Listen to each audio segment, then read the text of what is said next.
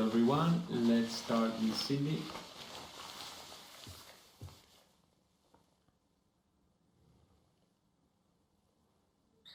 Hi Novak. Before 2008, this tournament was a three out of five set tournament. And since then, obviously it's 2 out of 3, as are the Masters 1000. Do you think that this leaves players unprepared for playing 3 out of 5 at the majors? And is it time to go 2 out of 3 everywhere? Or would you rather see more 3 out of 5s? Well, I am more of a proponent of 2 out of 3 everywhere. Also in, even though of course slams have always been 3 out of, best of 5. So obviously it's historically been that way. So I don't know whether there is a chance at all for it to change, but. Yes, I am more of a proponent of best of 3 sets everywhere. Why? You asked me why, yeah, I saw that. Because I just feel like we have enough tournaments, enough matches during the year. We have the longest season of all sports, any sport in the world. Tennis has the longest season from January 1st to end of November. Literally every single week you have tournaments somewhere.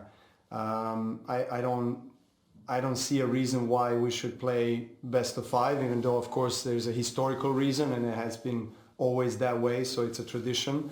But I just, yeah, I don't know. I just feel like the attention span as well of the fans that are, you know, especially the younger generation is shorter.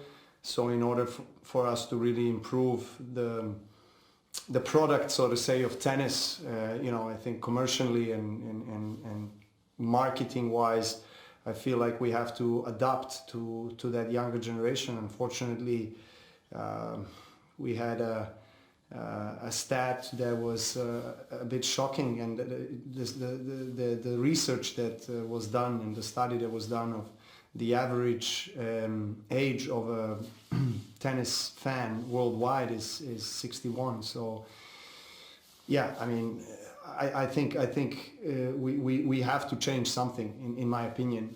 Obviously, you know, we've been one of those sports that has, you know, stuck with a tradition a lot, which I respect, and I feel like this is something we have to keep, but at the same time we haven't been really exploring you know, some changes, whether it's score or, you know, less sets or whatever, different calendar, you know, just different point system, whatever it is. We have not really looked into that, and every time someone mentions that, I feel like there is not much of a support, you know, and not much of a willingness to really address that and strategically think about the things that could attract younger audience as well to our tour, to our sport. Rob? Novak, can you elaborate please on the strangeness of having no crowd here at the O2? And why did you celebrate to the empty stands like you normally did? I thought you might skip that because there's fans here.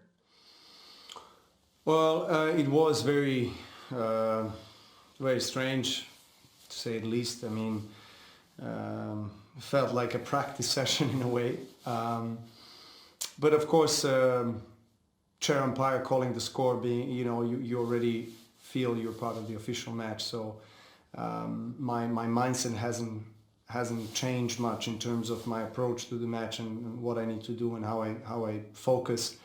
But I do miss the crowd. I think that's one of the most important aspects of professional tennis, of why we play this game and why we travel so much. And you know, hopefully this is only temporary. It's unfortunate that there is no crowd in the O2 Arena for the last year of the ATP Finals here. This has been one of the most exciting arenas to play for a tennis player. The atmosphere was always electric, and the crowd was always loud and really into matches. It's unfortunate. I really miss them. Of course, probably as anybody else. Why I celebrated? Because that's, you know, that's my celebration. I mean, that's my also gratitude to, you know, to to the court and to this opportunity to be able to compete. Even though it might sound like a phrase, but I try to remind myself that don't take things for granted, and that's kind of one of the routines that reminds me of the things that I have to be aware of. So even though there was no crowd on stands, I know that there was a lot of people watching it on TV, so that was me sharing that emotion with them. Nate? Hi Novak, good win for you today, and it was also Diego's first match at the finals. When you came to this tournament, when it was known as the Masters Cup, you also lost your first match. So what does it take to bounce back in a tournament like this? Yes, you're right. Back in 2007 was my debut in Shanghai, and I lost all 3 matches actually in the group. So I know how that feels. Obviously, you had also some examples of like Dimitrov and Tsitsipas that won on their debuts. They won the titles, so which is also very, very impressive. I think the format allows you really, even though you lose a match, to still have a chance to qualify for semis, and you have plenty of motivation in terms of points, in terms of financial incentive. Obviously, every match that you win, you get to win 200 points, which is almost as winning a 250 event. So I think there's as I said, there's plenty of motivation for Diego. I'm sure that he wants to try to play better than he did today, and let's see how that goes. Stuart? And Novak, just sort of following on from that, just the schedule overall next year, do you think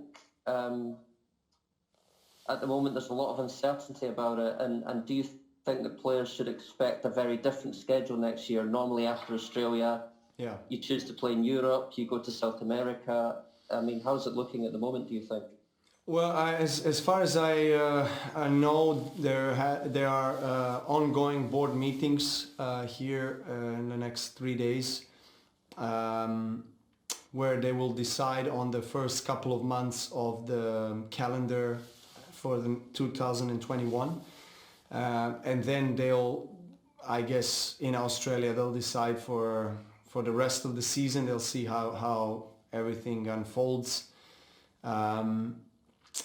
I heard that the Middle East tournaments are going to happen, I sincerely hope everything will happen as normal, so to say, as we are used to in terms of scheduling. But probably what we will have to expect is to play with less crowd, or maybe no crowd at all, at least for the next couple of months. I mean, I would be surprised, and I would wish that we have a full capacity of crowd in the first 2-3 months of the year, but I would be surprised if that happens.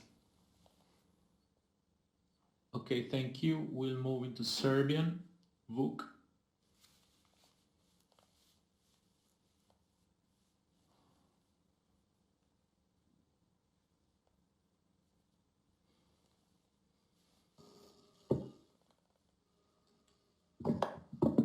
Hello? Ćao, Vuče. Nole, čao, izvini, tehnički problemi. Dva pitanja. Čuješ me dobro, da? Da. Super. Malo prije si spomenuo rezultate istraživanja koje nam je bio dobro poznato već neko vreme, da je prosječni broj godina pratioca tenisa 61.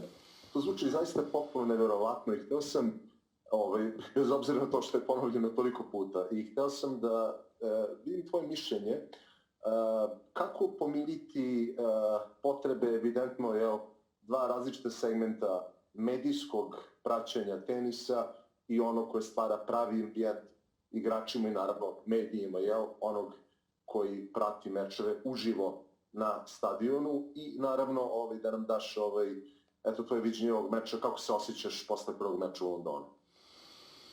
Prvo ću ti odgovoriti na drugo pitanje, ako ne zameraš, jer mi je kraće, kažemo, lakše, ovo malo duži odgovor za prvo pitanje. Osjećam se dobro, iako nisam počeo meč najbolje, malo onako da kažem nervozno i neke greške su bile napravljene tako u početku što mu je dozvolilo da mi napravi break već u trećem gemu meča. Međutim, uspeo sam nekako da uspostavim kontrolu, ajde da se vratim u taj prvi set rezultatski i u nekim ključnim momentima sam bio čvrst i odigrao dobro, naterao ga na grešku, odservirao precizno i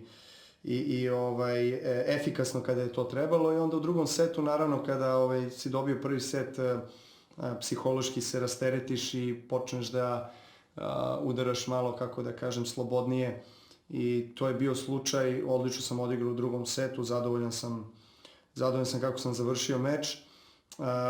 Prvi meč na Masters kupu, na bilo kojem turniru, pogotovo ovde, je uvijek onako, kako da kažem, mali test na neki način i može se očekivati, ajde, na neku ruku prilagođavanje još tim uslovima, iako je naravno bez publike se igra, što je malo čudno i nažalost tako ćemo se oprostiti od ovog Masters kupa ovde u Londonu koji je bio 11 godina za redom, ali to je što je.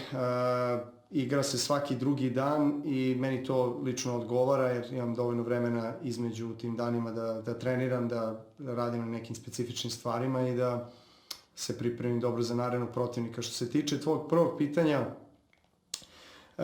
smatram da, ono što sam malo pre rekao na engleskom, smatram da bi mi svi kolektivno u teniskom ekosistemu trebali malo da budemo otvorenijeg uma i da uzmemo u razmatranje određene promene i kod pravila i možda i kod kalendara, rasporeda turnira, na koji način se igraju turniri, koja je dužina trajanja turnira, koja je dužina trajanja određenih mečeva na određenoj kategoriji turnira.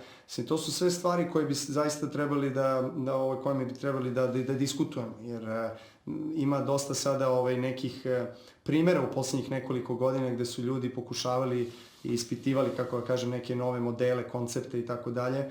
Naprimjer, Muratoglu je ovog leta, kada nije bilo profesionalnog tenisa, onog zvanične sezone, on je iskoristio to da su u njegove akademije odigravaju ti mečevi koji su bili vrlo, kako da kažem, interesantni, iako je drugačiji, potpuno je drugačiji koncept bio, igralo se više na vreme i upravo je on, pošto sam pričao sa njim na tu temu, i on isto na taj način je razmišljao kako ja mogu da isprobam nešto što bi eventualno moglo da posluži kao neki model, kao neki primer za eventualno nešto što bi moglo da se primeni i u zvaničnoj sezoni u budućnosti. Činjenica jeste da je eto, prosek godina teniskog obožavatelja ili fana, kako ga zovu, preko 60 godina, što je po meni zabrinjavajuće za jedan sport. Mislim, mi moramo da se prilagodimo kako god da je nova generacija, svidelo se to nekome ili ne, ali oni žive na telefonu i nemaju puno pažnje i prosto moraju nekako da im se sažvaće taj, kako bih rekao, sadržaj, da sve to bude kratko, da bude intenzivno, da bude interesantno, zabavno i nastavljaju dalje, pošto ima toliko informacija danas na internetu i svega toga. Ja mislim da su se sportovi kao što je košarka, NBA, na primjer, prilagodili tome. Mislim da bi mogli da koristimo njihov primjer uspeha ogromnog u komercijalnom marketinškom smislu koji su postigli u posljednjih nekoliko godina. Mislim da je NBA savršen primjer, a neki sport koji bi recimo mogao se porediti s tenisom je golf. Golf je individualan sport i oni su čak dosta, ja mislim, u smislu komercijalne vrednosti bolji od nas. Iako isto istraživanja govore da je tenis na, da kažemo, deobi 3. i 4. mesta kao najpopularniji sport na svetu, koji ga gleda, ja mislim da sam video da je negde između 1,3 i 1,4 milijarde ljudi na svetu gleda tenis, što je ogromno, da kažemo, tržište, ajde kako bih rekao, ali smo tek 9. ili 10. na toj listi u smislu iskorišćavanja tog tržišta za neku vrednost i, kako kažem, gledanost sporta. Tako da ima tu puno stvari koje bi trebale da se adresiraju, a s obzirom da smo mi jako tradicionalan, malo i konzervativan sport u nekim stvarima, onda ne ostavljamo mnogo prostora za te razgovore. Eto, rekao sam ti da će biti malo duže, šta da ti kažem.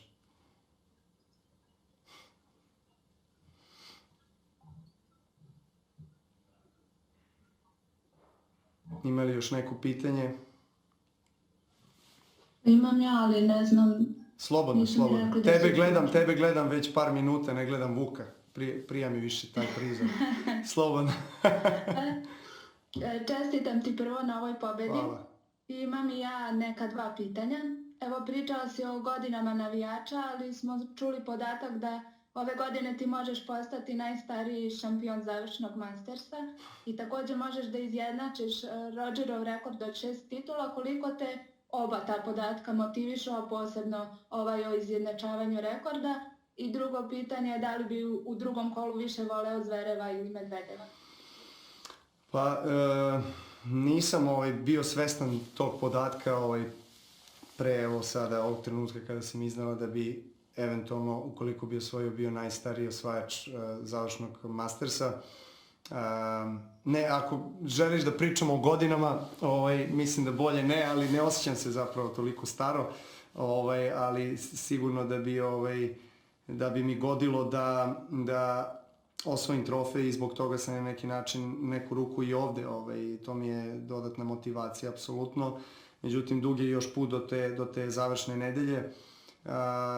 Prebrodio sam tu prvu prepreku, idem sada u drugi meč protiv Zvereva ili Medvedeva, obojica, morat ću da igram i sa jednim i sa drugim, u svakom slučaju jer se igra u grupnoj fazi. Obojica imaju izuzetno jak servis, mislim to je njihovo najveće oružje i obojica imaju čvrsti i bolji backhand od forehanda, iako su obojica zaista dosta napredovali s forehand strane. Igrali su sad skoro njih dvojica 3 seta finale Paris Mastersa u Berciju. Vidjet ćemo, uživat ću danas kraj ekrana i gledat ću, analizirat ću zajedno s mojim trenerom. Pokušat ćemo što bolje da se spremimo za taj naredni meč, za taj naredni izazov. Verovatno ću igrati u večernjim satima, bit će možda malo drugačiji uslovi, da kažemo, za igru, ali suštinski znam da moram da budem na svom nekom vrhuncu i to može, taj meč zapravo možda presudi da li ću se kvalifikovati za polufinale ili ne. Tako da, eto, nadam se najbolje. Thank you. Hvala.